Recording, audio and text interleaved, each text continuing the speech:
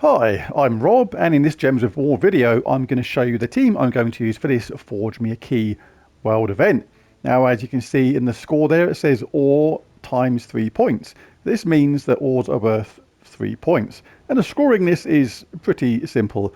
The most valuable opponent we'll fight is a Consort of Darkness. This is worth 8 ore, which becomes 24 points because of that times 3 multiplier.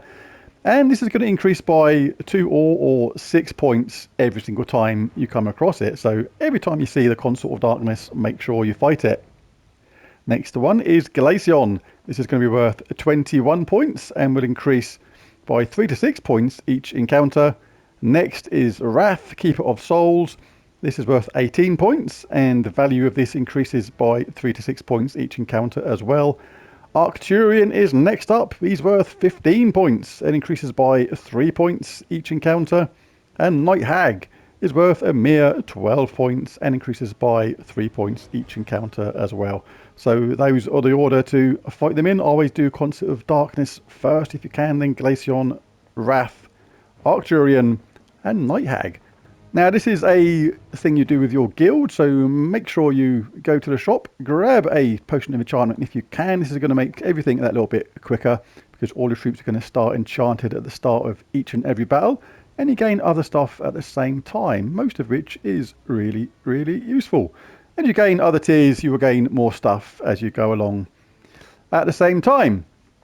Now, rewards wise, you're going to want to grab this if you can because basically, your guild may have started this already and nobody has so far, but when they do, you'll gain a frozen token. This is going to eventually evolve into a badge and ultimately a medal, and this is a skull-based event. So basically, if we pick a team based on skulls, we are going to be getting increased damage. The frozen badge will do plus 40% skull damage, and the frozen medal, when it evolves ultimately, will do plus 160% skull damage. So that is what I'm going to concentrate on here. Now, before I do this, I'm just going to show in the shop a troop you're going to want to pick up because it is effectively free. All it requires is a little bit of glory, and it is Dracsmith. That's the weekly event troop. Now, this is pretty useful for this event. He is an undead dwarf, creates 6 skulls boosted by all undead and daemons on both sides. So if we have any of those troops and the enemy does, they are all added into the equation at a 1-to-1 ratio. So if there was another 6 undead and daemons on both sides combined, we would actually create 12 skulls. So this is really good for a event like this. And we also get bonus souls and are immune to stun, poison, disease, death mark, lycanthropy and devour as well. So grab that troop if you don't have it already. Right, now to show the team I'm going to use for this, and this works out really well. Remember, this is a skull-based event, so if we can generate a load of skulls and be safe from those skulls ourselves, we should be just fine. Now, we're going to use a garland staff here, and this is an unusual weapon. Don't see it very often, but it works superbly with this team. And we're going to have the bone-bound dredge, Dracsmith. This is the new weekly glory troop you can get from the shop right now, and King Bloodhammer. Now, the way this team works is Dracsmith creates 6 skulls boosted by all undead and daemons from both sides. So any allies or demons on our sides will count, and any allies and any undead or daemons on the enemy will count. So what's relevant about this event is we can pick undeads in our team. We have an undead dwarf, that's 1. Dracsmith is undead himself, that's 2. Bonebound Dredge is undead himself, that is 3. But most of the enemies are going to be daemons. We've got a daemon there, and another one, and another one. So that's 4 extra skulls are going to appear because of those, and another 3 from our own team. So that is going to be the 6. That's 13 skulls altogether. That is going to be a lot. Now, the reason why this is good to use in this team is because we're in Archer class for a start. And what this does, we're going to start with them entangled anyway, because we're going to have a root trap, entangle the first enemy at the start of battle. And we're also going to start with Nature's Aura, which is a leaf storm. And I'll explain why that's handy in a moment. We also have dodge, a 30% chance to dodge skull damage should they shake off that root trap surprisingly early, which is going to protect us a little bit more. But as well as that, we're going to start battles with 50% mana and have a 15% chance for any of these skull hits to be just lethal on the first enemy. Just Doesn't matter what armor, what health they have. Bang! They could just die just like that. Now, the reason why Garland Staff is really cool as well is it does scatter damage, which is basically damage to all. And this means that if anybody's got like a barrier or anything like that, it's going to take it away, which is really cool. We then get a load of status effects. But it's the upgrades where this weapon really, really shines. On number 6, we have Tangling. Entangle the first enemy. So even if they shake off that root trap they start off with, or we kill the first enemy, as soon as we cast this, we're going to be entangling the first enemy. So we've killed the first troop, for example, we entangle the next one. We are safe from those skulls that we constantly create. And as well as that, as soon as you cast it, it enchants itself. So it's going to just do it again. Really, really cool weapon, this. Right, so basically, we're entangling the first enemy all the time, as well as doing some damage. We've got a load of skulls created with this. But why the Leaf Storm? And that is because of this guy here. Destroys a column, which is going to generate mana. Then create 2 Doom Skulls for every green gem destroyed. Then conjure a Bone Storm, which is a Skull Storm. So with that Leaf Storm, we're going to be creating more green. So you cast this into a column that's got the most green, and you are going to get a load of skulls, which is going to do a load of damage. And remember, the troop in first place is normally going to be entangled. King Bloodhammer is there as well as a backup, dealing magic-based damage to the 2 strongest enemies, and then transforming all blue to Doom Skulls to boost the damage. So you can look to that for extra damage, but a lot of the time, these 3 guys are going to be doing it on their own anyway. The banner for this is going to be a +2 brown, +1 green, -1 blue. And let's jump in. Right, we're fighting a lot of daemons and undead, you see. So basically, this is going to play into the hands of our team. We have an undead dwarf here. We have an undead dwarf here. An undead dwarf here. The enemy has a daemon, daemon, daemon, daemon. And this guy creates 6 skulls boosted by undead and daemons on both sides. Good. This is going to be a lot of damage, or a lot of skulls at least. And you can cast this first, and if anybody survives, chances are they're going to not last long anyway. And even if they did survive, the first troop is going to be entangled, which means that we are protected from any skulls which we may create ourselves. Let's go to Concert of Darkness. Looks like it's gone to some weird sex convention.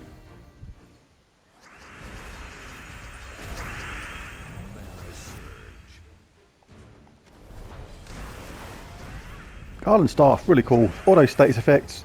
Enchants itself straight away. Entangles the first enemy. Does scatter damage, which removes barriers and stuff like that. And what we got? Let's do this. There we go. Super straightforward.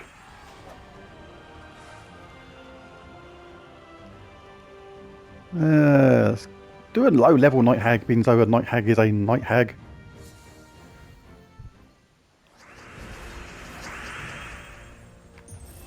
Grab one of them, get rid of one of them, re-enchanted, and they are dead.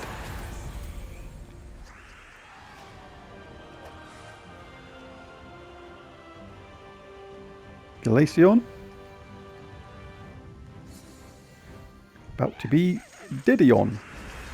Valraven's popped into the bottom there. Make sure you take that out nice and quick. Kill that thing before it runs away or has a chance to, and you gain more sigils, which means you can do more fights. More fights means more rewards. Right, we've got 3 in this one. Always cast this in the row or column with the most green in it. Get loads of skulls that way. Cast a weapon that entangles the first troop, which means they're safe should this miss. But it didn't.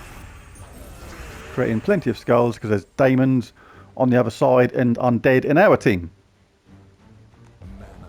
And we got a skull here. Lovely.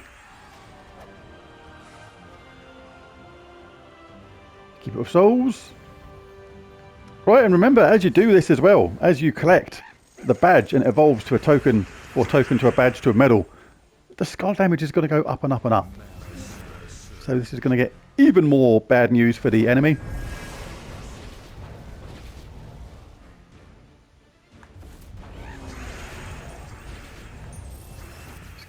that. Let's get that 4 match there. You can look out for this as well. 60 damage to the strongest enemies in my case, and transform blue to Doom Skulls. So we have that here. Crazy.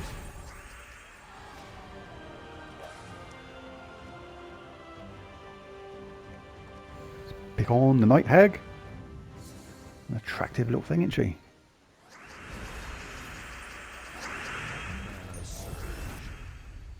You can always cast this first, because even if the top troop shakes off the entangle from the root trap, which is going to start with, then basically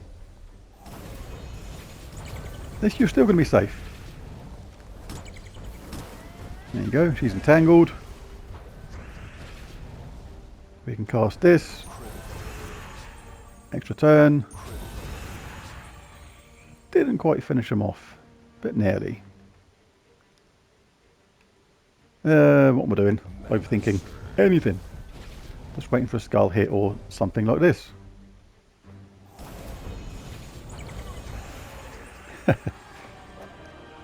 Yeah, it's a nice, straightforward, easy team to use. Skull-based teams are a lot of fun. And this gives us a lot of skulls with a really good amount of protection at the same time. Not worried about that skull because they are entangled.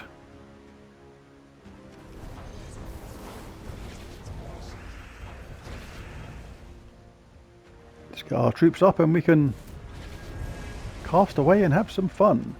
Destroy a column. Always pick the one with the most green in it. There's 3 there. Lots of skulls. Oh, they got a little bit lucky with that, but you can always cast your garden staff. Status effects. Entangle the first troop. Now we can have a look at see what we can do ourselves. We'll just... Ooh, not quite sure what happened then, but we died.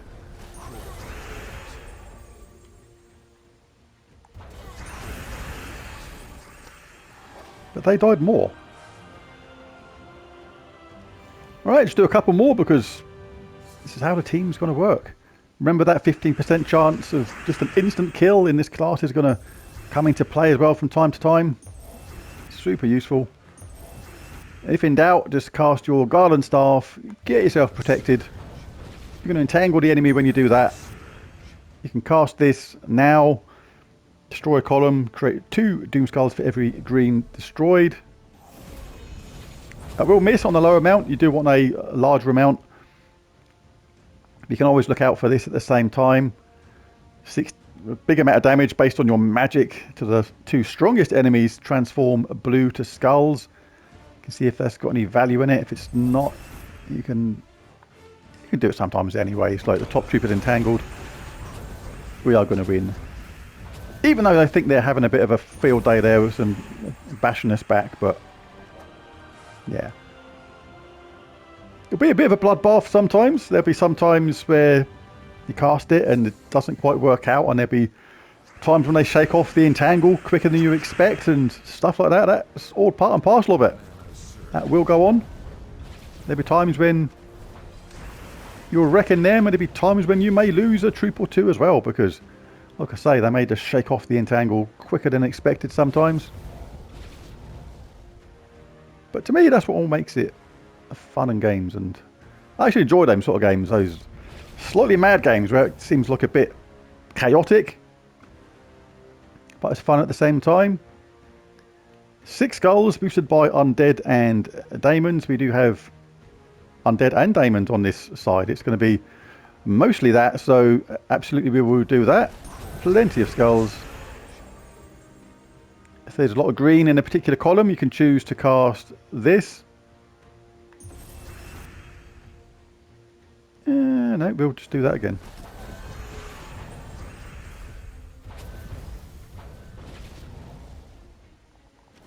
Let's get the entangle going, just make it safe when we cast this one. 3 there, so that's going to be 6 extra Doom Skulls. And enough. My King Bloodhammer was at the bottom as well. I didn't even notice that he got ready to charge. So, well, there it is. That'll do for now. That's the team. I think it's going to work pretty good. If you enjoyed it, let me know in the comment section, or show me the team that you used. All good. If you enjoyed the video, be sure to click that like and subscribe button, and I'll catch you again next time. Thanks for watching. Bye for now.